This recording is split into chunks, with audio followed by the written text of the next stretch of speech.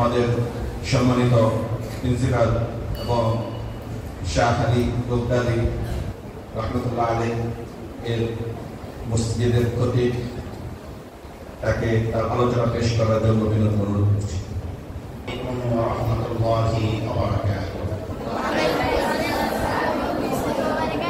আলহামদুলিল্লাহ রাব্বিল আলামিন والصلاة والسلام على خاتم الأنبياء والمرسلين وعلى آله وأصحابه أجمعين. قال الله سبحانه وتعالى: إن عدة الشهور عند الله 12 شهرا في كتاب الله يوم خلق السماوات والأرض منها 4 حرم ذلك الدين القيم فلا تظلموا فيهن أنفسكم وقاتلوا المشركين كافة كما يقاتلونكم كافة واعلموا أن الله مع المتقين. صدق الله العظيم. পবিত্র মুহররম এবং আশুরা উপলক্ষে আয়োজিত তাহফিজুল কোরআন কারীমের আঙ্গিনায় আজকের এই অনুষ্ঠানে উপস্থিত অত্র প্রতিষ্ঠানের ভাইস প্রিন্সিপাল, বিভাগীয় প্রধান, শিক্ষক মন্ডলী এবং ছাত্র বন্ধুরা, আজকের আমাদের কয়েকজন শিক্ষক আলোচনা করতেন, কিন্তু আমরা একক আলোচনা করছি। আশা করি তোমরা মনোযোগ সহকারে শুনবে, অল্প সময় কথা হবে, কিন্তু আশুরা কি জিনিস, মুহররম কি জিনিস, হিজরি সন কি পরিমাণ গুরুত্বপূর্ণ, এই বিষয়ে সংক্ষিপ্ত এই সময়ের মধ্যে আলোচনা পেশ করার চেষ্টা করবো। ওমা তৌফিকি ইল্লা বিল্লাহ আলাইহি তাওয়াক্কালতু ওয়া ইলাইহি উনীব। আজকে আমি এই আলোচনার শুরুতে একটি আয়াতে হাকিমা তেলাওয়াত করেছি। এই আয়াতটা কোন পারার কোন পৃষ্ঠায় আছে, কোন সূরায় আছে, কে বলতে পারবে? ইন্না ইদ্দাতাশ শুহুরি ইনদাল্লাহি 12 শাহরান ফি কিতাবিল্লাহ, এটা কোন পারার কোন পৃষ্ঠা আছে, কে বলতে পারবে? কে দাঁড়িয়েছে? কোন সূরা? আহসান, বারাকাল্লাহু ফিক, সঠিক উত্তর হয়েছে। আচ্ছা, আয়াত নম্বর কে বলতে পারবে? বাংলাদেশের হাফেজ তো আয়াত নম্বর বলতে পারে না, কিন্তু এই আয়াতটার আয়াত নম্বর কে বলতে পারবে? সূরা তাওবার কত নম্বর আয়াত বলতে পারবা? 36 নম্বর আয়াত। কত? সূরা তাওবা 36 নম্বর আয়াত। কথা বলবে না কেউ? এখন তোমরা সবাই কানের ভূমিকে আছো, তোমাদের কানকে কথা বলে না। আল্লাহ বলছেন যে আসমান জমিন সৃষ্টির দিন থেকে বছরের গণনা 12 মাসে 1 বছর হয়। কত মাসে 1 বছর হয়? আল্লাহ বলছেন মিনহা আরবাআতুল হুরুম, সেই 12টি মাসের মধ্যে 4টি মাস আসে সম্মানিত মাস, আশহুরে হুরুম, মর্যাদাবান মাস। সেই 4টি মাস কি? আল্লাহ রাসূল বুখারী শরীফের এক হাদিসের সাথে রাসূল বলেছেন as-sanatu 12 শাহরান, যে 12 মাসে 1 বছর, মিনহা আরবাআতুল হুরুম, তার মধ্যে 4টি হলো সম্মানিত মাস, তার 4 মাসের মধ্যে সালাতুন মুতাওয়ালিয়া, 3টি মাস ধারাবাহিক। আশুরা হলো জিলকাদ, জিলহজ, মুহররম। জিলকাদ, জিলহজ, মুহররম, ওয়া রজব মুদার আল্লাযী বাইনা জুমাদা ওয়া শাবান, আরেকটা হলো রজব মাস। তাহলে 12টি মাসের মধ্যে আশহুরে হুরুম বা সম্মানিত মাস কয়টি? সবাই শুনতেছ? সবার দিকে মনে হয় এদিক সেদিক চলে যাচ্ছে। তোমাদের তাকানো দেখে মনে হচ্ছে এদিক সেদিক তোমাদের ধ্যান। এদিক সেদিক ধ্যান হলে কোনো জিনিস পাওয়া যায় না, ভালো করে শুনতে হবে। 4টি মাসের মধ্যে রাসূল বলেন 3টি মাস ধারাবাহিক, একটি হলো জিলকাদ, যুলকাদা, যুলহিজ্জা, তারপরে কি মুহররম। এই 3টি মাস ধারাবাহিক পরপর। এরপরে একটি মাস বছরের মাঝখানে শাবান মাস এবং জমাদার উখরার মধ্যবর্তী মাস। তাহলে কয় মাস হলো বছরের মধ্যে? তোমার এইভাবে সর্বশ্রেষ্ঠ মাস কয়টি? আসলে হলো 4টি। ইসলামী শরিয়াতে আল্লাহ পাকের সৃষ্টি গ্রহণের মধ্যে 4 সংখ্যার একটি বিশেষ মর্যাদা আমরা রক্ষা করি। আল্লাহ পাক আসমান থেকে তো 104 খানা কিতাব নাযিল করেছেন, কিন্তু 4টি কিতাব সর্বশ্রেষ্ঠ। তাওরাত, জাবুর, ইনজিল, কোরআন। কয়টা কিতাব হলো? এই কথা বলতেছেন। আজকে মনে হয় আলোচনা না করাটাই ভালো। এরা যেহেতু কথা বলবে, আমাদেরকে কথা বলতে দিবে না, তাহলে দরকার নাই। জোর করে তো কাউকে কিছু দেওয়া যায় না, আগ্রহ করে নিতে হয়। 4 সংখ্যার বিশেষ মর্যাদা রয়েছে। 104টি কিতাবের মধ্যে কয়টি কিতাব শ্রেষ্ঠ? 4টি কিতাব। কি কি?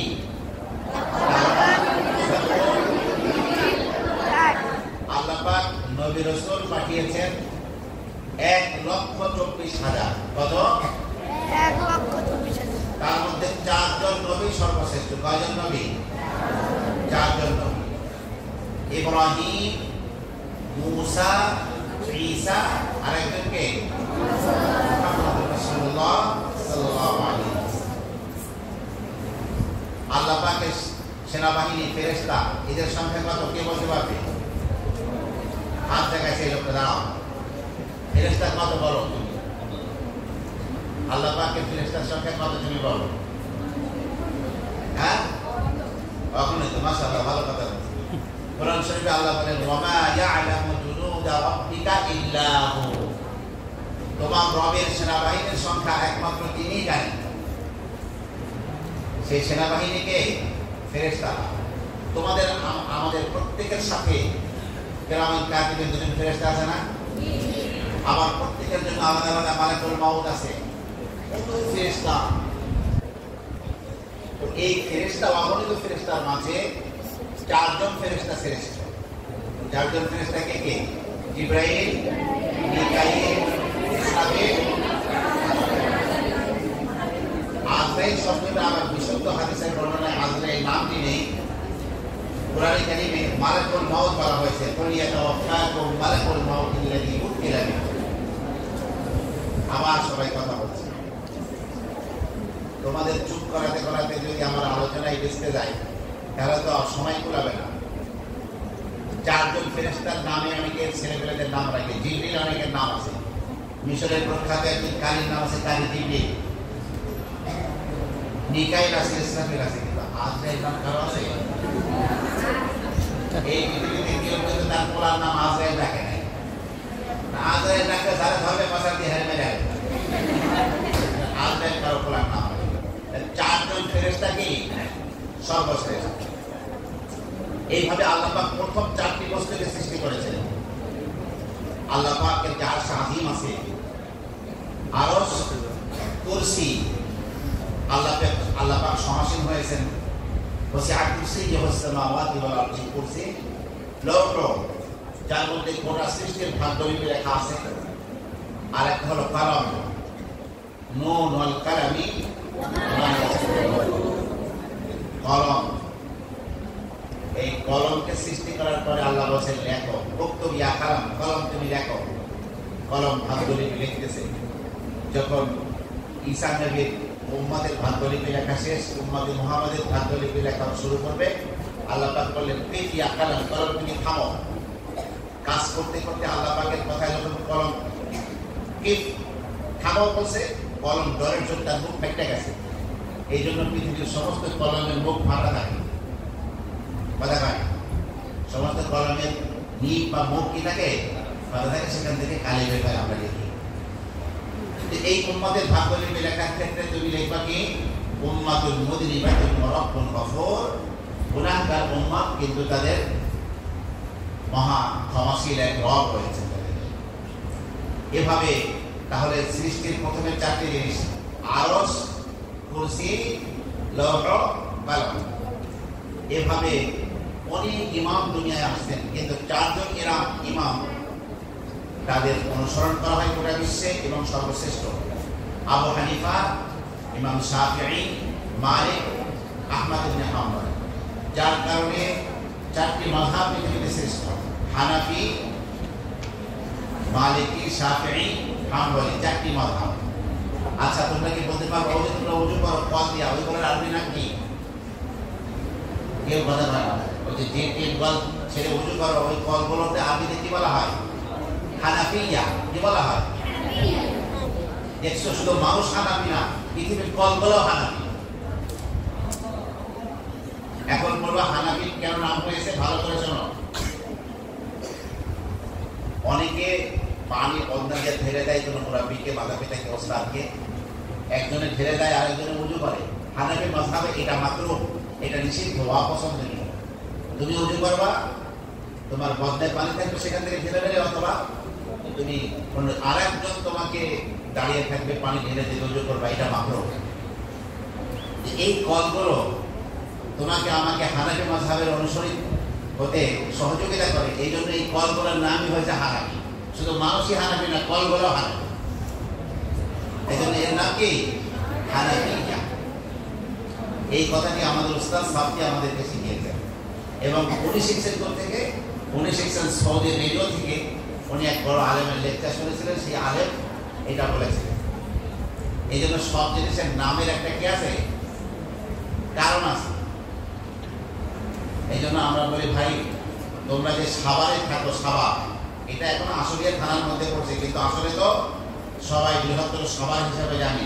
ওই লোকটা কথা বলতেছে, আজকের কথা মনে হবে না, এরা সব কথা বলে। এই এলাকার নাম হলো সাভার। সাভারের নাম সাভার কেন হয়েছে? আমার কাছে ইউনিভার্সিটি একটা সাবজেক্ট ছিল, ইসলাম ইন বাংলার, বাংলাদেশে ইসলাম কি করে আসে তার ইতিহাস ইউনিভার্সিটি পড়াইতাম। সেই কিতাবের বইয়ের মধ্যে লেখা আছে যে কওমে সাবা, কোরআন কারীমে একটা সূরা আছে, সূরা সাবা। কোন পারায় আছে? 22 পারায়।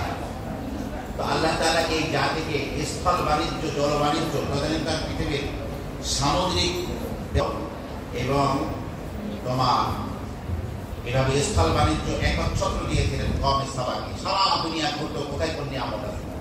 ঘুরতে ঘুরতে তাদের একটা দল এই সাভারে আসে, এই এলাকায় আসে। আসার পরে দেখে এখানে পানি তো বড় মিষ্টি, এখানে একটা বিখ্যাত ফল আছে সাভারে, কাঁঠাল। বাহিরে কাঁটা, ভিতরে রসগোল্লা। আবার সেই রসগোল্লার বীজও আছে, এবং এই রসগোল্লা কাঁচাও খাওয়া যায় রান্না করে, আবার পাকায়ও খাওয়া যায়। এবং একটা ফল এত বড়, পুরো বংশের মানুষ একটা ফল খেতে পারে। তখন তারা কয়েকে আমরা এলাকাতে যাবো না, এলাকায় থাকতে যাবো। সেই কওমে সাবার লোকজন এখানে এসে থেকে এলাকায় বিবাহ-শাদী করে তার ঘর সংসার এখানে করেছে। তাদেরই বিরাট ছেলে মেয়ে, বিরাট একটি দল হয়ে গেছে। এলাকার নাম হয়েছে সাবাউর। উর মানে নগর, তার মানে কওমে সাবার নগরী। সেটাই পরিবর্তন হতে হতে তারই অপভ্রংশ হলো সাবা। এই জন্য এই এলাকার নাম সাবা হয়েছে। প্রত্যেকটি জিনিসের একটা কারণ আছে, বুঝছো? এখন যাদের তোমাদের বাসা বাড়ি সাভারে, অরিজিনাল যারা যেখানে থাকে, হতে পারে তোমরা সেই কওমে সাবার গোষ্ঠী, কওমে সাবার লোক। তোমার এই আমাদের লোকেরাই কিন্তু এখন মধ্যপ্রাচ্যের যুদ্ধের মোড় ঘুরিয়ে গেছে। হুদিদের স্কার্ট ক্ষেপণাস্ত্রের ভয়ে আমেরিকার জাহাজ চলতে পারে না লোহিত সাগরে। এদের অনেক ঐতিহ্য আছে। এই কওমে সাবার জানিয়েছিল বিলকিস সুলাইমান আলাইহিস সালামকে নিয়ে, তার অনেক কাহিনী আছে সূরা নামলের মধ্যে। যাই হোক, সেদিকে আমরা যখন আমাদের আলোচনা হয় ওইদিকে যে 4টি তোমার মাযহাব পৃথিবীতে সর্বশ্রেষ্ঠ। আচ্ছা, আল্লাহর নবীর 1,00,000 সাহাবী ছিল, তার মধ্যে 4 জন সাহাবী সর্বশ্রেষ্ঠ ছিলেন, আবু বকর, ওমর, ওসমান, আলী। তাবেঈনদের মধ্যে আবার সর্বশ্রেষ্ঠ আলেম ছিলেন 4 জন। তাবেঈন তাদেরকে বলে জানো? সাহাবীদের পরবর্তী জেনারেশন যারা, তাদেরকে তাবেঈ বলা হয়। তাবেঈনদের সর্বশ্রেষ্ঠ আলেম হলেন সাঈদ ইবনে মুসাইয়্যিব, ইকরিমা, আলকামা, হাসান বসরি। নবীদের শাসক যে আখলাক ছিল, চরিত্র ছিল, জন্মগত যে স্বভাব ছিল, 4টি চরিত্র ছিল। আল হায়া, লজ্জাশীলতা, সমস্ত নবী লজ্জাশীল ছিলেন। ওয়াত-তাআত্তুর, সুগন্ধি ব্যবহার, সমস্ত নবীরা সুগন্ধি ব্যবহার করতেন। আর-সিওয়াক, মেসওয়াক করা, তোমাদের সবার মেসওয়াক আছে? তালিবের কলম এবং মেসওয়াক শয়তান বেশি করে হারায় ফেলায়। এজন্য মেসওয়াকের 3টা রাখবা, একটা গ্রামকে, একটা পকেটে, একটা তোমার আশপাশে পড়াশোনা করা, যাতে শয়তান নাই তোমাদের মেসওয়াক হারাইতে না পারে। মেসওয়াকের 70টি ফজিলত আছে। এরপরে 4 নম্বর হলো আন-নিকাহ। নবীদের শাসক রীতি হলো 4টি। ঠিক তেমনি ভাবে আল্লাহ সুবহানাহু ওয়া তাআলা বছরের 12টি মাসের মধ্যে 4টি মাসকে শ্রেষ্ঠত্ব দিয়েছেন। 4টি মাসকে আসরে হলো ঘোষণা করেছেন। একটা হলো কি জিলকাদ, মুহররম আর রজব। আল্লাহর নবী হিজরত করে মক্কা থেকে মদিনায় গেলেন, তখনও হিজরি সনের পরিবর্তন করা হয়নি। আবু বকর সিদ্দিক 2 বছর খলিফায় মারা গেলেন, তখনও হিজরি সনের গণনা শুরু হয়নি। এবার আমিরুল মুমিনিন লকব ধারণ করে খেলাফতের মসনদে বসলেন ওমর ইবনে খাত্তাব রাদিয়াল্লাহু আনহু। ওমর ইবনে খাত্তাবের কাছে একটা কাগজ আসলো, সই করতে হবে। শাবান মাস সংগ্রাম। হযরত ওমর হঠাৎ চিন্তা করলেন, এটা কোন শাবান? এখন যে শাবান মাসে আছে সেই শাবান, নাকি আশ-শাবানুল মাদি গত বছরের শাবান মাস, নাকি আশ-শাবানুল আদি ভবিষ্যতে যে শাবান মাস আছে কোন শাবান? তখনই ভাবলেন আমাদের একটি মুসলমানদের আলাদা স্বতন্ত্র একটি সন্তানিকের গোড়াপত্তন করা দরকার। তখন সাহাবায়ে কেরামের কাছে পরামর্শ চাইলেন, ভাই পরামর্শ দিন কখন থেকে সন গণনা শুরু করব? কেউ কেউ বললেন আল্লাহর নবী যখন জন্মগ্রহণ করেছিলেন তখন থেকে সন গণনা শুরু করি। ওমর বললেন না, এই কাজ খ্রিস্টানরা করেছে, হযরত ঈসা যেদিন জন্মগ্রহণ করেছে সেই দিন থেকে তারা সন তারিখ শুরু করছে। বর্তমানে 2000 কত সাল চলে? 24। তাহলে ঈসা আলাইহিস সালাম জন্মগ্রহণ করেছেন 2024 বছর আগে। আচ্ছা, তা ওমর এটাকে গ্রহণ করলেন না। কেউ কেউ পরামর্শ দিলেন দিন পরিপূর্ণ হয়ে গিয়েছে, আল্লাহ রাসূল আল্লাহর কাছে চলে গিয়েছেন, রাসূল সাল্লাল্লাহু আলাইহি ওয়াসাল্লাম দুনিয়া থেকে চলে গেছেন, রাসূলের মৃত্যুর দিন আমরা একটা সন তারিখ গণনা শুরু করি। ওমর বললেন না, রাসূলের মৃত্যুটা উম্মতের জন্য দুঃখের বিষয়, সেটা দিয়ে কোনো সন গণনা শুরু করা ঠিক হবে না, এটা দুঃখের কারণ হবে। আচ্ছা, রাসূলের ইন্তেকালে সাহাবায়ে কেরাম কিরকম দুঃখ পেয়েছিলেন হযরত ফাতিমা জাহরার এই কবিতা দিয়ে তোমরা বুঝতে পারবে। সুব্বাত আলাইয়া মাসাকিবুল লাউ আন্নাহা সুব্বাত আলাল আইয়ামি সিরনা লায়ালিয়া। দেখো আল্লাহর নবীর সবচেয়ে, যদি প্রশ্ন করা হয় এই দুনিয়ার মধ্যে সবচেয়ে আল্লাহর নবীর প্রিয় কে ছিলেন, তার উত্তর হবে কি ফাতিমা জাহরা রাদিয়াল্লাহু আনহা এই দুনিয়ায় রাসূলের সবচেয়ে বেশি প্রিয় ছিলেন। সেই ফাতেমা বলছেন, আমার আব্বার মৃত্যুর মধ্য দিয়ে এমন বড় বিপদ মুসিবতের পাহাড় আমাদের গায়ে ভেঙে পড়েছে, এই বিপদ যদি দিনের মধ্যে আসতো সিরনা লায়ালিয়া, দিন দুঃখের জন্য রাত হয়ে যেত। তো সেই সময় দিয়ে তো কোনো সন্তানের শোনা করা ঠিক হবে না।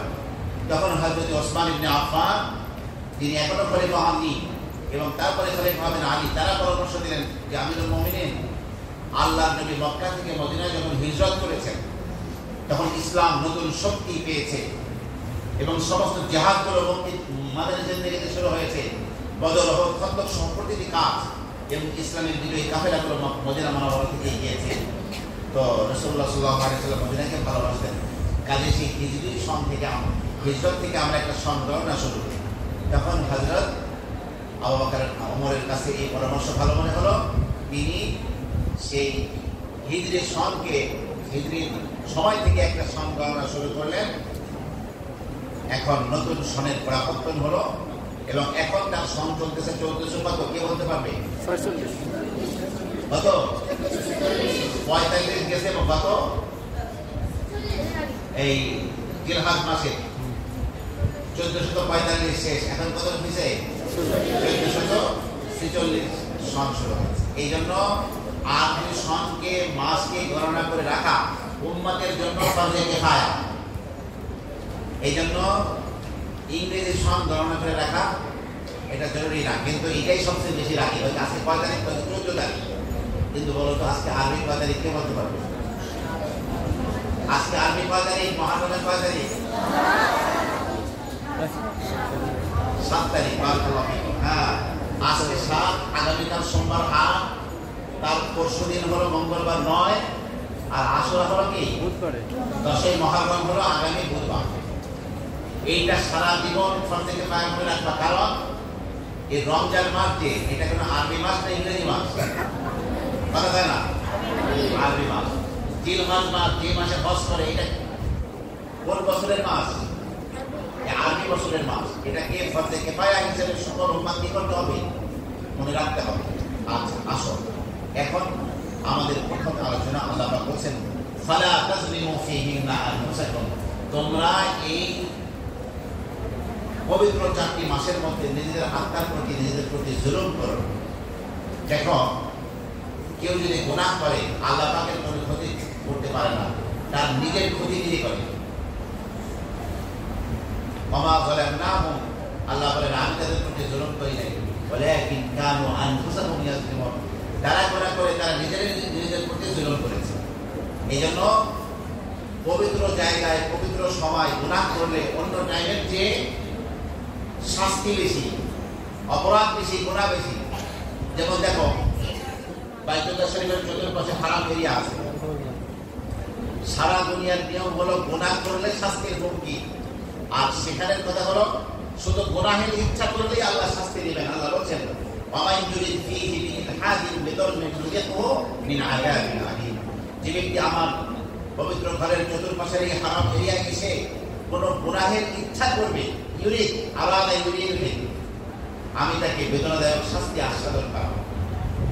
কাজেই পবিত্র রমজান মাসে গুনাহ করলে গুনাহ বেশি, আশরে হারামে গুনাহ করলে গুনাহ বেশি, মসজিদে এসে গুনাহ করলে গুনাহ বেশি। যেই জায়গা যত পবিত্র সেই জায়গায় বসে গুনাহ করলে গুনাহ বেশি, আবার যেই মৌসুম পবিত্র ওই মৌসুমের মধ্যে গুনাহ করলে গুনাহ বেশি। এখন আসো মুহররম মাস। মুহররম মাসের ফজিলত নিয়ে কথা বলবো আমরা, তারপরে আশুরা 10ই মুহররম।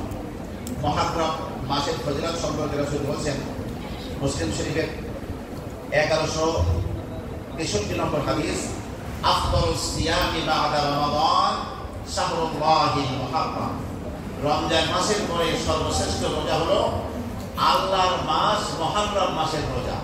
আল্লাহ পাক মুহররম মাসকে আল্লাহর নবী কি বলেন? কার মাস বলেন? সব মাসই তো আল্লাহর সৃষ্টি, কিন্তু মুহররমকে বিশেষ করে রাসূল আল্লাহর মাস বলেছেন অত্যন্ত সম্মানের জন্য। এই জন্য রমজানের ফরজ রোজার পরে সর্বশ্রেষ্ঠ নফল রোজা হলো কোন মাসের রোজা? এই মুহররম মাসের রোজা। রাসূল আরো বলেছেন ওয়া আফদালুস সালাতি বা'দাল ফরিদা সালাতুল লাইল, ফরজ নামাজের পরে সর্বশ্রেষ্ঠ নামাজ হলো যে নামাজ রাতে পড়া হয়, রাতের আধারে গভীর রাতে পড়া হয়, সেটা কোন নামাজ? তাহাজ্জুদের নামাজ। এই জন্য এই পবিত্র মুহররম মাসে বেশি বেশি নফল রোজা আমাদের রাখতে হবে।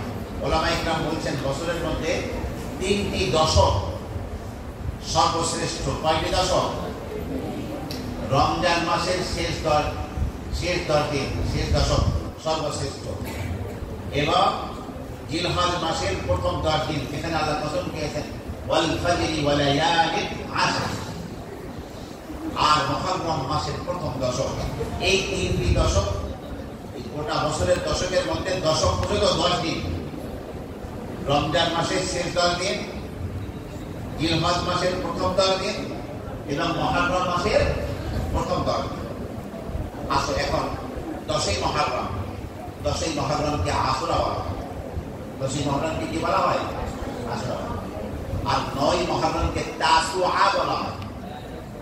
তিসউন মানে তিসউন মানে কি? 9 মুহররমকে তাসুআ বলা হয়। এই মুহররম মাসের 10ই মুহররম আশুরার দিন অত্যন্ত তাৎপর্যপূর্ণ দিন, অত্যন্ত পরিচিত দিন। এই জন্য রাসূল বলেছেন সিয়ামি ইয়ামা আশুরা, আশুরার দিনের রোজা আহতাসিবু আলাল্লাহি, আল্লাহর কাছে আমি আশা করছি আইয়ুকাফিরা সানাতাল্লাতী ক্বাবলাহু, 1 বছর পূর্বের সমস্ত গুনাহ maaf করে দেবেন আল্লাহ পাক। এই একদিনের রোজা রাখলে 1 বছর আগে যত গুনাহ হয়েছে সমস্ত গুনাহ আল্লাহ maaf করে দেবেন। এটা হলো মুসলিম শরীফের 1169 নম্বর হাদিস। হযরত রুবাইয়া বিনতে মুআওয়াজ বলেন, আল্লাহর নবী মদিনার পাশের যত শহরতলি, যত গ্রাম ছিল, আশুরার দিন সকালবেলায় বিভিন্ন দূত পাঠিয়ে খবর দিলেন, যারা রোজা রেখেছো, বুখারী শরীফের হাদিস এটা, যারা রোজা কন্টিনিউ করো সন্ধ্যা পর্যন্ত ইফতার করবে রোজা, আর যারা রোজা রাখো নাই কিছু খাওয়া দাওয়া করেছো তারপরে বাকি দিন তোমরা খাওয়া দাওয়া করবে না। হযরত রুবাইয়া বিনতে মুআয বলেন যে আশুরার এই রোজা আমাদের কাছে এত সম্মানী হয়েছিল যে আমরা নিজেরা রোজা তো সবাই রাখতাম, ঘরের শিশু বাচ্চাদেরকেও আমরা রোজা রাখতে বলতাম, তাদেরকে উঠাইয়া ঘুমে থেকে উঠে সেহের সময় সেহের খানা খাওয়াইতাম। এখন যখন সকালবেলা সারাদিন খাইতে যাবে আমরা তুলা দিয়ে তাদের জন্য খেলনা বানাইতাম, খেলনা বানিয়ে যখন খানা খাইতো খাবার যাতে না খাইতে পারে ওই খেলনা পেয়ে তারা খাবারের কথা ভুলে যায়, এই জন্য তাদেরকে খেলাধুলায় ব্যস্ত রাখতাম। আর যখন ইফতার করতে সন্ধ্যাবেলায় বসতাম 10ই মুহররম তখন বাচ্চারাও ইফতার করতো। এইভাবে শিশু বাচ্চাদেরকেও হযরত রুবাইয়া বিনতে মুআয বলেন বুখারী শরীফের 196 নম্বর হাদিস 1960 নম্বর হাদিস দিয়ে এইভাবে শিশু বাচ্চাদেরকে পর্যন্ত তারা মুহররম মাসের আশুরার দিনের রোজা রাখতে বলতেন। এখন প্রশ্ন হলো যে আশুরার দিনের এই তাৎপর্য কেন? আমাদের দেশের টেলিভিশন, রেডিও, পত্রপত্রিকা আশুরা মানে কারবালা, অথচ কারবালা ঘটেছে 61 হিজরিতে। আল্লাহর নবী 11 হিজরি 12 রবিউল আউয়াল দুনিয়া থেকে চলে গেছেন। আল্লাহর নবীর ইন্তেকালের 60 বছর পরে এই যুদ্ধ হয়েছে, অথচ আশুরার মর্যাদা এটা রসুলের জীবদ্দশায় রসুল বলে গিয়েছেন। কাজেই তোমার 10ই কারবালার কাহিনীর কারণে আশুরার মর্যাদা হয় নাই, আশুরের মর্যাদা আগে থেকেই রয়েছে। সেটা হলো এই যে আল্লাহর নবী মক্কা থেকে মদিনায় যখন হিজরত করে গেলেন দেখেন ইহুদিরা সবাই রোজা রাখছে। আল্লাহ নবী বললেন মা হাযাল ইয়াউমুল্লাযী তাসুমুনাহু, তোমরা এটা কোন দিন যে তোমরা রোজা পালন করছো? তারা বলল হাযা ইয়াউমুন, এটা ওই দিন যেই দিন আল্লাহ তাআলা মুসা আলাইহিস সালাতু ওয়াস সালাম এবং বনী ইসরাঈলকে লোহিত সাগর পার করে দিয়েছিলেন এবং ফেরাউন এবং তার জাতিকে আল্লাহ পাক লোহিত সাগরের অতল গহ্বরে ডুবিয়ে মেরেছিলেন। এই জন্য মুসা আলাইহিস সালাতু ওয়াস সালাম রোজা রেখেছিলেন, আমরাও এই জন্য রোজা রাখি। তখন রাসূল বললেন নাহনু আহাক্কু বিমূসা মিনকুম, আমরা তোমাদের চেয়ে নবী মুসার বেশি আপন। এই জন্য রাসূল সাল্লাল্লাহু আলাইহি ওয়াসাল্লাম নিজেও রোজা রাখলেন, সাহাবায়ে-কেরামকেও এই দিন রোজা রাখতে হবে। দেখো হযরতে মুসা আলাইহিস সালাতু ওয়াস সালাম বনী ইসরাঈলের সর্বশ্রেষ্ঠ নবী, আল্লাহর কারীম সরাসরি আল্লাহ পাকের সাথে কথা বলেছেন।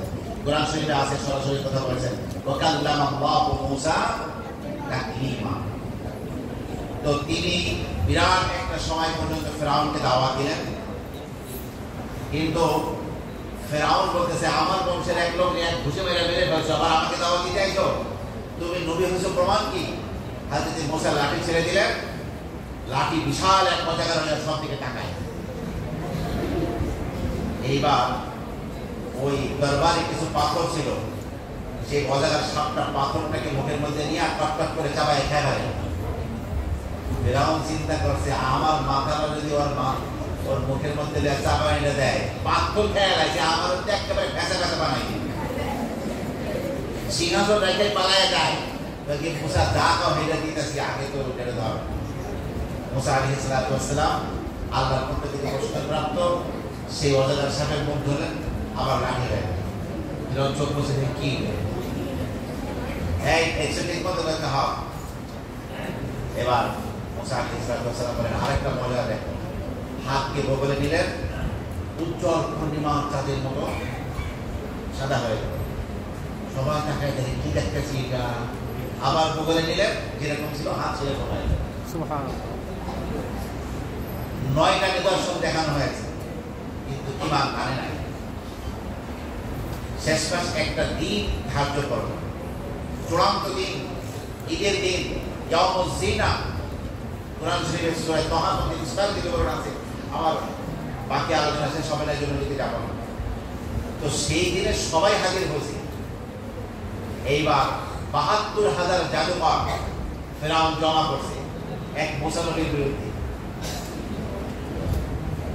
তখন জাদুকররা সেই ময়দানে হযরত মুসাকে বলল ক্বালু ইয়া মুসা ইম্মা আন তুলকিয়া ওয়া ইম্মা আন নাকুনা আউওয়ালা মান আলকা। মুসা তুমি আগে ফেলবা তোমার এই লাঠি, নাকি আমরা আগে ফেলবো? হযরত মুসা বললেন খালাবাল আলকু, তোমরাই ফেলো। এরা যখন অসংখ্য রশি, মোটা মোটা রশি লাঠিগুলো ফেললো, হাজার হাজার লক্ষ লক্ষ সাপ হয়ে বিশাল ময়দান ছোটাছুটি করে। ফাআউজাসা ফি নাফসিহি খিফাতা মূসা, মূসা নবী দিলের মধ্যে একটু ভয় পাইলেন, একটুগুলো সাপ বিচ্ছু কি হবে না কি হবে, আপনি কাছে ফিরে আল্লাহ বলেন, কি মূসা ভয় পাইছো? কুলনা লা তাখাফ, ভয় দিও না, ইন্নাকা আনতাল আ'লা, আজকে তুমি বিজয়ী হবে, কি ভয় পাও? ওয়া আলকি মা ফি ইয়ামিনিক, তোমার ডান হাতে যেটা আছে ওটাকে ফেলাই দাও। ডান হাতে কি আছে? আজকে যখন মূসা নবী লাঠি ফেলে দিলেন, আজকের অজাগার সাপ এত বড় হয়েছে, তো তার দুইটা ঠোঁট নিচের ঠোঁট জমিনে আর উপরের ঠোঁট মনে হয় আসমান। খালি এই বিরাট এক অজাগার সাপ হইয়া খালি বাতাসের মধ্যে একটা টান দিছে, টান দিছে, টান দিলে ৭২,০০০ জাদুকর যা কিছু বানাই দেবো এক লম্বায় পেনের মধ্যে ঢুকে গেছে। ফাউলকিয়া সাহারাতু সুজদা, আল্লাহ বলছেন কোরআন শরীফ কয়েকটি পয়েন্টে, সমস্ত জাদুকরেরা টাকা দেখো এটা কি হইল, এটা তো জাদু না, এটা জাদুর বাপ, জাদুর দাদা। আমরা কিসের সাথে কিসের মোকাবেলা করা খাই? মুসলমান হয়ে তাৎক্ষণিকভাবে তারা আমান্না বিরব্বি হারুন ওয়া মূসা, তারা ঈমান আনলো। ফিরআউন কইকে আমার হুকুমের বাইরে তোমরা সেজদায় গেছো, বুঝছি তোমরা মুসলমান হইছো, তোমাদেরকে এমন শাস্তি দিব, তোমাদের একদিকের হাত আর একদিকের পাও কাইটা, ওয়ালা উসাল্লিবান্নাকুম ফি জুযু'in নাখল, খেজুর গাছের ডালের মধ্যে তোমাদেরকে কুইতে রাখবো, এটাতে রক্ত ঝরতে ঝরতে মরে যাবে। কিন্তু তাফসীরকাররা বলছেন ওই সেজদায় পড়ে তারা যখন সেজদায় পড়ে গিয়েছে, চক্ষু বন্ধ হয়েছিল, আল্লাহ পাক ওই সময় তাদের জন্য বেহেশতের মধ্যে যে বালাখানা রাজপ্রাসাদ তৈরি করে রাখছেন, আল্লাহ পাক ওই সময় ওদেরকে দেখাই দিয়েছে। এই জন্য ফেরাউনের কোনো হুমকি তারা ভয় পায় না। তারা বলছে যে তোমার যা ইচ্ছা ফাকরি মা আনতা, যা ইচ্ছা তাই করো। এখন বাস্তবে কি এই কাজ করা হয়েছিল? হ্যাঁ, ফেরাউনের মতো নিষ্ঠুর এই পৃথিবীতে আর একটা মানুষ যায় না। ফেরাউনের মতো পৃথিবীতে এত জঘন্য মানুষ পৃথিবীতে আর তৈরি হয় না। এই ৭২,০০০ জাদুকরকে হাত, একদিকের হাত আর একদিকের পাও কেটে এদেরকে খেজুর কাছে ঝুলিয়েছিল, তারা সব শহীদ হয়ে মারা গিয়েছে। যাই হোক, আল্লাহ পাক মুসাকে বললেন, মুসা তোমার এই জাতি আর ঈমান আনবে না। মুসা বললেন, আল্লাহ তাআলা ধ্বংস করে দাও। আল্লাহ বললেন, তুমি তোমার বনী ইসরাঈলকে নিয়ে রাতে রাতে পালিয়ে যাও। মুসা আলাইহিস সালাম লোহিত সাগর উত্তর দিকে গিয়ে দুইটা মাথা হয়েছে, একটা হলো ফরিজ আকাবা, একটা হলো ফরিজ সুয়েজ। সুয়েজ মানে হলো সুয়েজ খাল না, সুয়েজ উপসাগর ১২ কিলোমিটার, তোমার ৮ মাইল এপার থেকে ওপারে এই মাথা। এর মাথা থেকে শুরু করে ভূমধ্য সাগর পর্যন্ত এই জায়গাটা ১৮২ কিলো। যখন ফ্রান্স শাসন করে মুসাকে, তখন এখানে কৃত্রিম খাল খনন করেছে, যার নাম হলো কানাত সুয়েজ। পোর্ট সাইড থেকে শুরু করে তোমার এই লোহিত সাগর পর্যন্ত, সে পোর্ট সাইডও আমি আপনাদের গিয়ে দেখেছি, এখান থেকে সূত্রপাত হয়েছে। তো যাই হোক, এই সমুদ্রের পাড়ি কাছে মুসা ঘুরে আসলেন। এখন শেষ রাত্রে আসলেন, সমুদ্র চাঁদের আলোতে শেষ রাত্রে সমুদ্রের ঢেউ তরঙ্গগুলো উপচে পড়তেছে। ওদিকে ফেরাউনের বাহিনী টের পেয়ে গেছে, বিশাল ফেরাউন তার গোটা বাহিনী নিয়ে বনী ইসরাঈলকে ধাওয়া করার জন্য, মুসা নবীকে ধাওয়া করার জন্য রওনা হয়েছে। এখন শেষ রাতে ফেরাউনের বাহিনীর ঘোড়ার আওয়াজ টের পাওয়া যাচ্ছে, সামনের সমুদ্র, পিছনে ফেরাউনের বাহিনী। বনী ইসরাঈল টেরা যায়, টেরা এরা গাই ইন্না আলামুদ্দিন মুসা কইলই আইলা, ভালোই তো আসিলাম। সামনে সাগর হয়, সমুদ্র, না হলে ফেরাউনের বাহিনীর তলোয়ারের কোপ। আমরা ধরা পড়ে গেছি। আল্লাহর নবী মুসা বললেন, ইন্না মাইয়া রাব্বি সায়াহদিন, আমার সাথে আমার রব আছে, তিনি পথ দেখাবেন। আল্লাহ বললেন, সমুদ্রে আঘাত করো।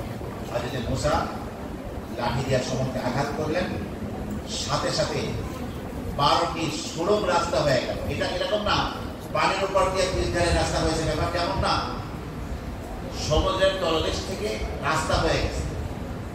মুহূর্তের মধ্যে আল্লাহ পাক বাতাসকে অর্ডার করেছেন, সমুদ্রের তলদেশের সমস্ত কাদামাটি সব শুকিয়ে সুন্দর রাস্তা হয়ে গেছে। পানিগুলো বরফের মতো প্রতিবন্ধক হয়ে দাঁড়িয়ে গেছে, আর 12টি সুড়ঙ্গ রাস্তা হয়ে গেছে। বনী ইসরাঈলের ইউসুফ আলাইহিস সালামের যে 12 ভাইকে দিয়ে তাদের যে 12টি কম তৈরি হয়েছিল, প্রায় 6 লক্ষ, তারা সেখান থেকে মুসা নবীর নির্দেশে এভাবে ওপারে পার হয়ে গেল আল্লাহর নবী মুসার নির্দেশে। এখন বনী ইসরাঈল তো খুব টেরা, এরা তো মনে করবে আমরা একা ওরা পার হয়েছে, ওরা অনেক ডুবে মারছে রে। তাফসীরকাররা কেউ কেউ বলছেন যে আল্লাহ পাক ওই পানির ভিতর দিয়ে জানলা ফিট করে দিয়েছে। ঠিক মতো হাইটা দেওয়ার দিকে ঠিক মতো আসে তো হ্যাঁ কোনো অসুবিধা হয় নাই, তাকে কি না কোনো অসুবিধা হয় নাই, এরকম করতে করতে ওপারে পার হয়ে গেছে। এইবার ফেরাউন আসে, এইবার ফেরাউন এসে তোমার এই রাস্তা দেখে ফেরাউন কয়েকটি এখনো তাদের সন্দেহ যে আমি খোদা কিনা, দেখ আমার নির্দেশে আমি আসার আগে রাস্তা তৈরি হয়ে গেছে। তখন ফেরেশতা মৃত্যুর ফেরেশতা তুলে দাঁড়িয়ে মুখ টিপে বলতেছে, হ্যাঁ তোমার লাগে রাস্তা দেখে হাত চলো, আসো আসো আসো। কিন্তু ফেরাউন যে ঘোড়ার উপরে বসে আছে, একটা পুরুষ ঘোড়া, এই ঘোড়া কিন্তু বুঝতে পারছে সামনে বিপদ। ঘোড়াটা যত বিদানে যায় ঘোড়া কুড়া কারাইতে যায় কোনা সামনে। জিবরিল ফেরেশতা তাৎক্ষণিকভাবে একটা বাঁধি ঘোড়ার উপরে সরবে দ্রুত টক টক করে সামনে এগিয়ে গেলেন। এইটাকে দেখেই ফেরাউনের ঘোড়াটা ঢুকে গেল। ফেরাউন বলল, পুরা জাতি তুমি রোকো, বনী ইসরাইলকে আজকে সব শেষ করে দেবো। যখন পুরা ফেরাউনের বাহিনী মাটির তলে, ওই সময় আল্লাহ পানি রেখেলেন, পানি তুমি যেমন আছিলা সেরকম হয়ে গেল। সমুদ্রের গভীরতা কি বুড়িগঙ্গার গভীরতা না অনেক বেশি? এই সমুদ্রের তলদেশে পুরা বাহিনী, কোরআন শরীফের শব্দ হলো ফাবাসিয়াহুম মিনাল ইয়ামি মা বাসিয়াহুম,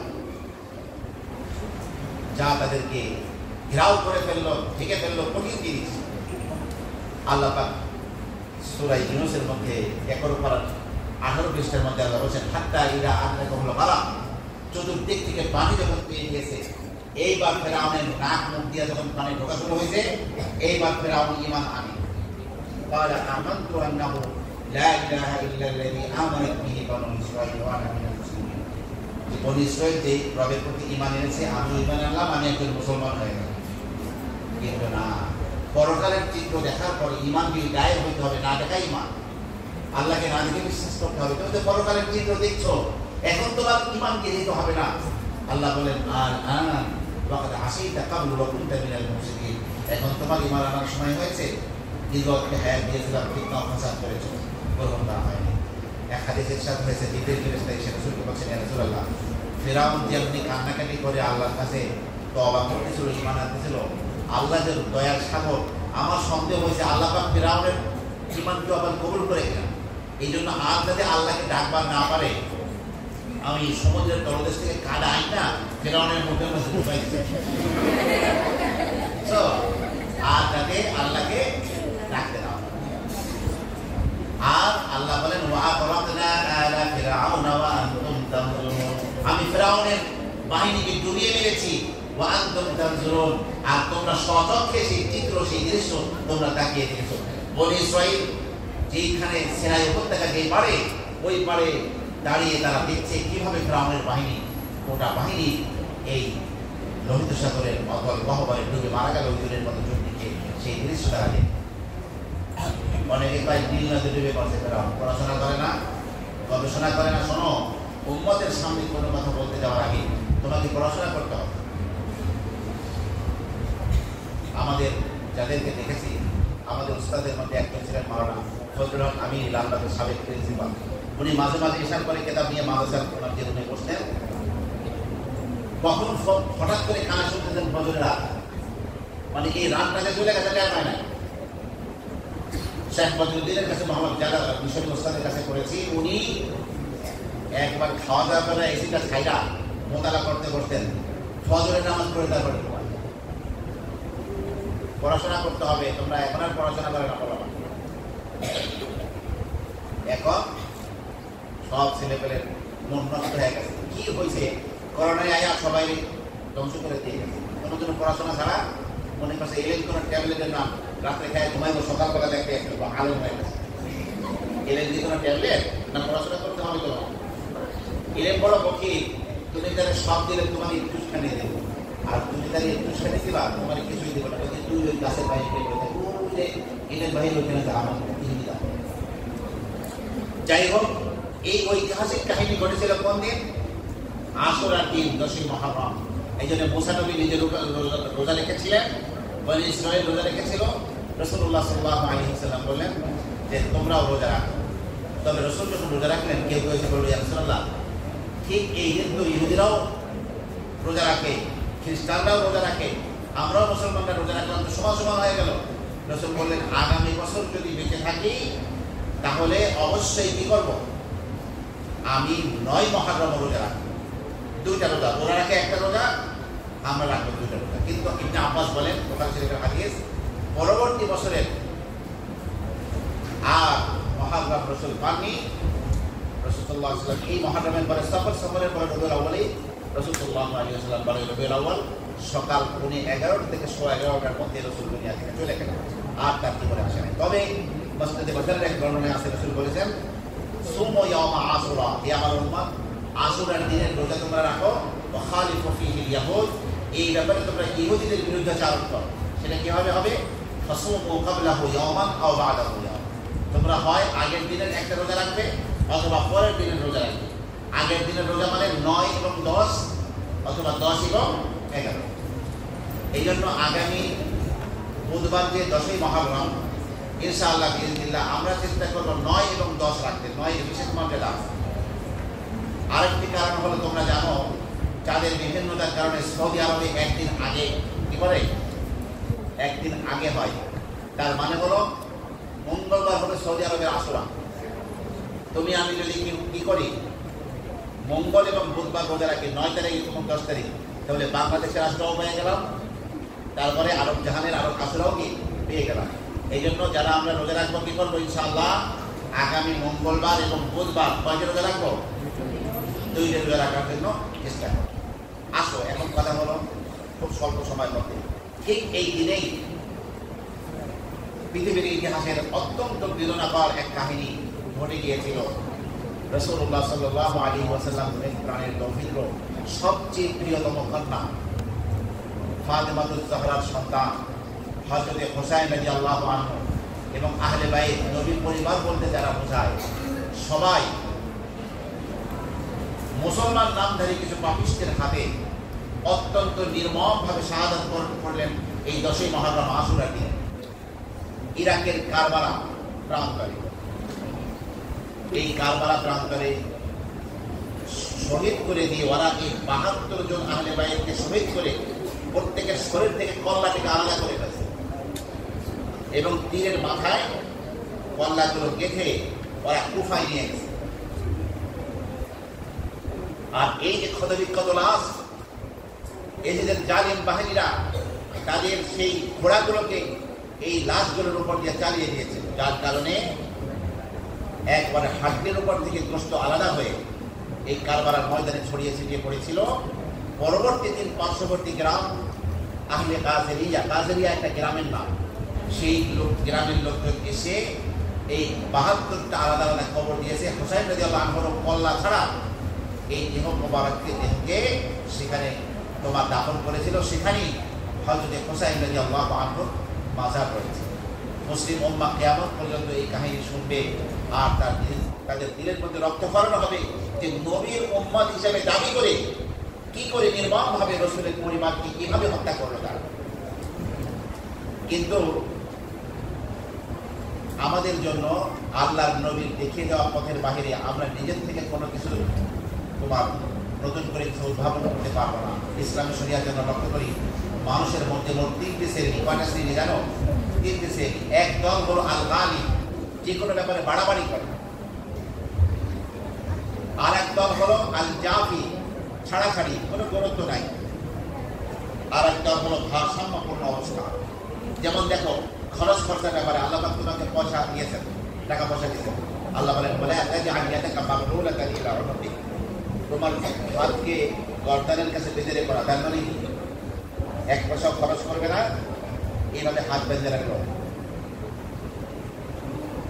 কৃপণতা, অনেক টাকা পয়সার মালিক কিন্তু সন্ধ্যাবেলায় বাজারে যাই পচা চিংড়ি মাছ খেতে, চিংড়ি মাছ রাখো, চিংড়ি মাছ কাটা,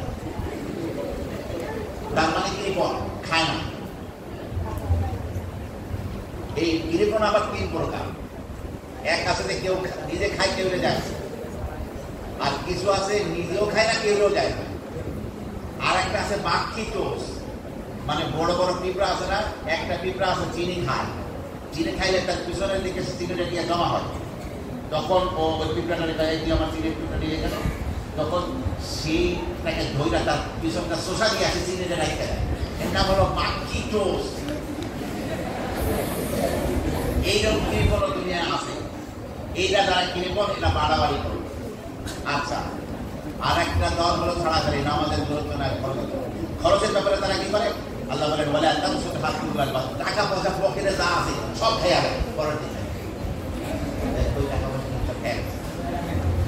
এক মাসের জন্য তোমাদের অনেকের বাপে টাকা দেয়, 2 দিনের মধ্যে খেয়ে ফোন লাগাই, আপু টাকা তো শেষ, বাজার গেছি বাজার। আমার এক ভক্ত ধানমন্ডি থেকে তার পোলায় লই আইছে, এমন মোড়া বানাইছে, পোলা পোলা কষ্টমের মধ্যে ইঁদুর তাকাইতে পারে না। কি খাওয়াইছে? বাজার বাজার মোড়া বানাইছে। এক গ্রুপ কৃপণতা করে, পয়সা খরচ করে না, আর একটা সব খরচ করে না। একটা বাড়াবাড়ি, একটা ছাড়াছাড়ি, আর একটা হলো মধ্যম পন্থা খরচ করতে পারে। এটা আল্লাহ পাকের প্রিয় বান্দা।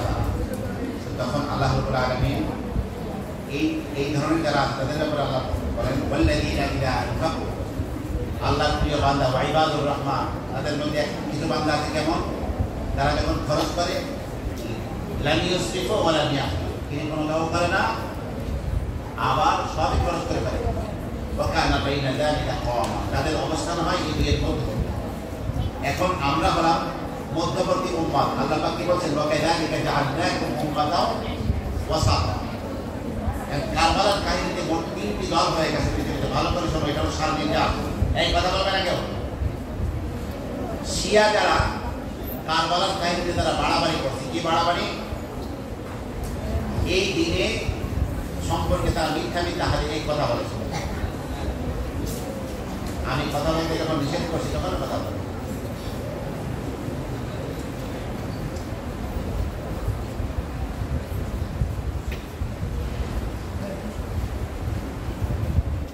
শিয়া যারা তারা বাড়াবাড়ি করেছে, বাড়াবাড়ি করে তারা বলেছে যে যেই দিন কারবালার কাহিনী ঘটেছে ওই দিন সূর্যগ্রহণ লেগেছিল। সূর্যগ্রহণ ছিল দিনের বেলা, সূর্য কিন্তু আলো নাই, কালো কালো দাগ দেখা দেয়। এবং ওই দিন এমন অবস্থা হয়েছিল যে পাথর মাটিতে লেগে আছে, পাথর উঁচু করছে, দেখা যায় পাথরের নিচ থেকে রক্ত।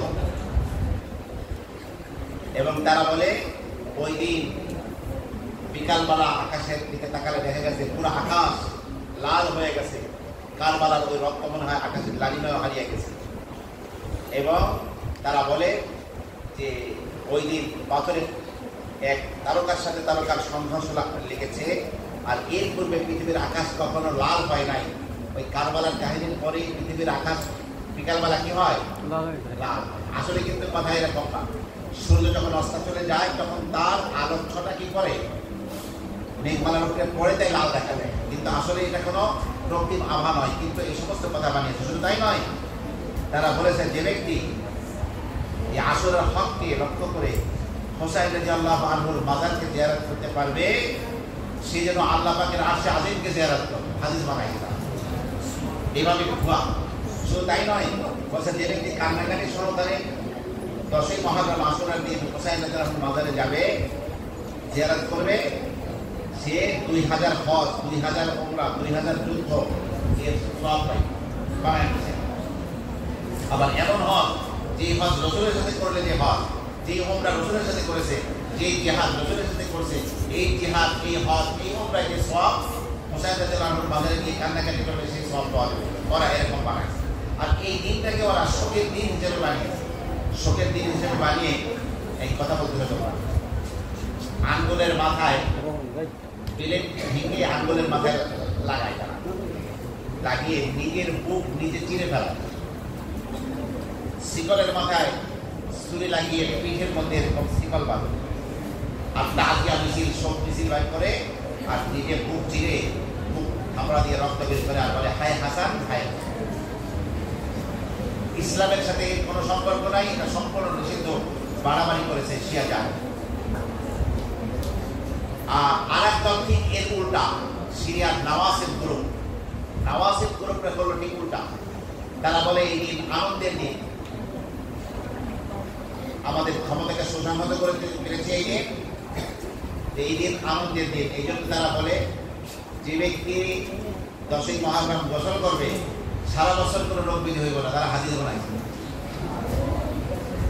আর যে ব্যক্তি আশুরার দিনে চোখে সুরমা লাগাবে, হ্যাঁ সারা বছর কোনো চোখ উঠবে না। চোখ ওঠা বোঝো? এই সমস্ত হাদিস জিনিস বানাইছে। আর বলছে যারা ওই দিন ভালো খাবে, ছেলে মেয়েকে ভালো খাওয়াবে, সারা বছর ভালো খাইবে। এই হাদিস বানায়া এরা ভালো ভালো খায়। আবার খাওয়ার মধ্যে নাকি সোলার বোর্ড দিয়ে গরুর গোশত রাখ দেখাই দেবে।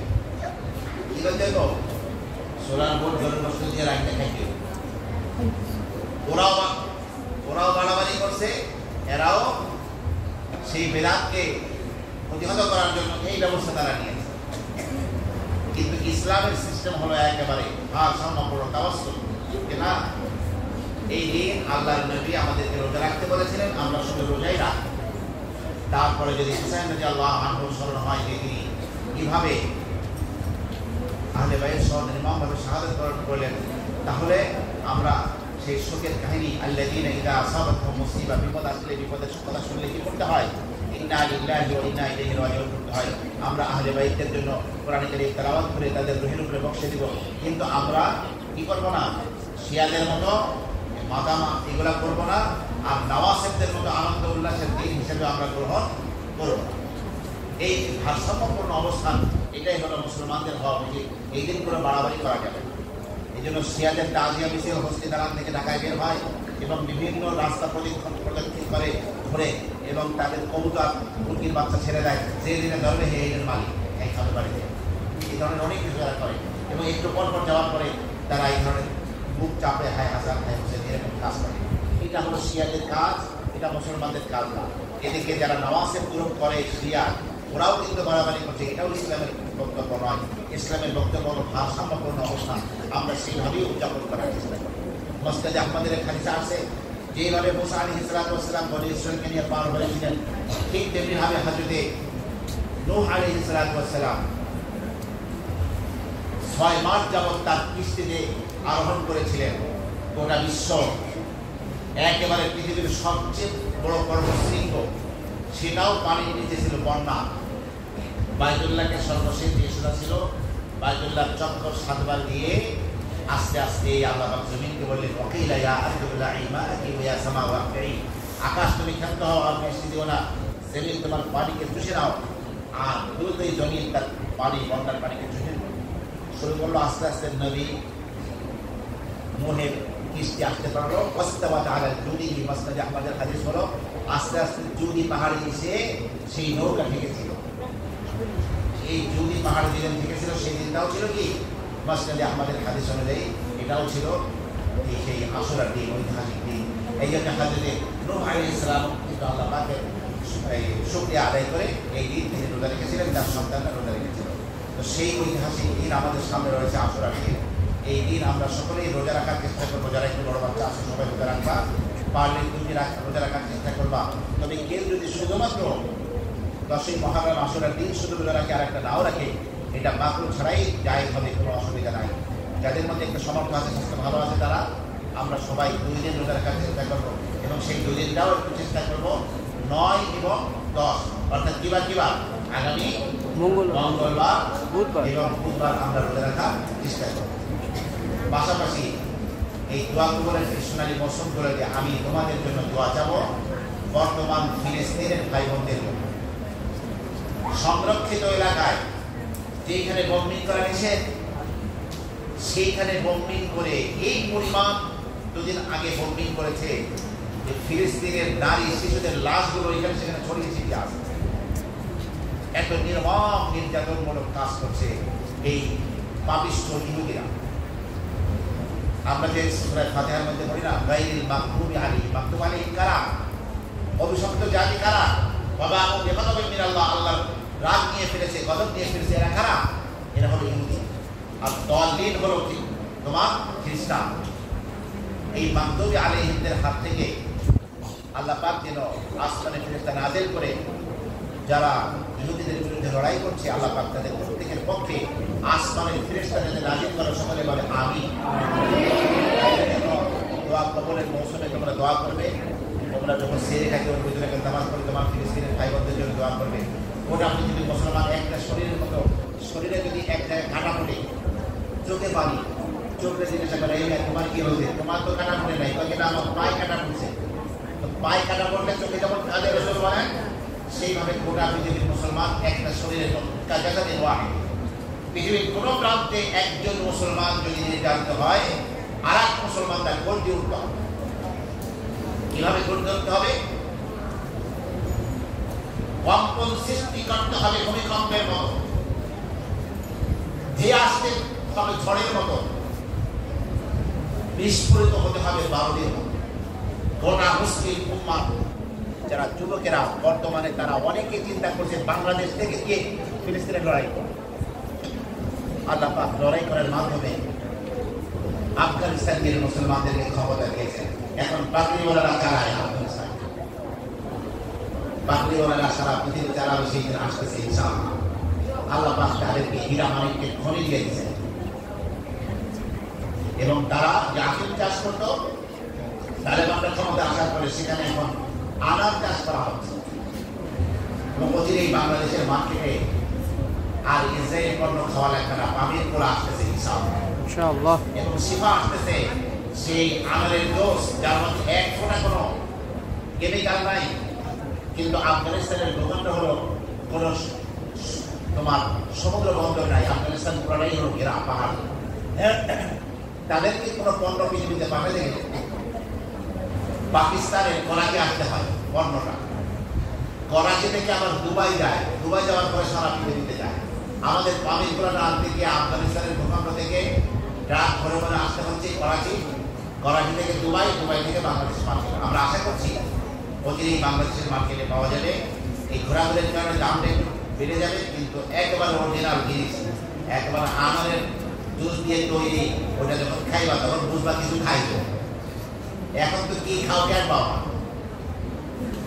আল্লাহ সুবহানাহু ওয়া তাআলা ইসলামের কালেমার পতাকা দ্বারা সারা পৃথিবীতে পথপথ করে উন্নীত হতে পারে।